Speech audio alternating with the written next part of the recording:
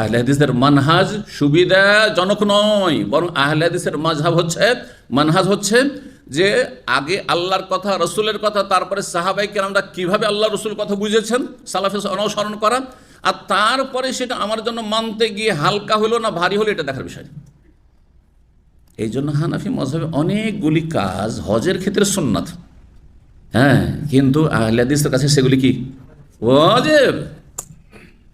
বরং হানাফি মাযহাবে ওয়াজিব দম দিলে হয়ে যাবে, কিন্তু আহলে হাদিসদের কাছে সেটি ফরজ, রোকন, হজই বাতিল হয়ে যাবে। যেমন সাফা মারওয়া সাই, সাফা মারওয়া সাই হানাফি মাযহাবে ওয়াজিব। কেউ যদি সাফা মারওয়া সাই না করে, তওয়াফ করে চলে আসে, হজ করলো, সাফা মারওয়া গেলই না, হানাফিদের হজ হয়ে যাবে।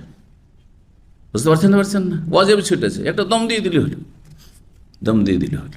আহলে হাদিসের কাছে সেটি ফরজ, রোকন, যদি না করে তাহলে হজ হবে না।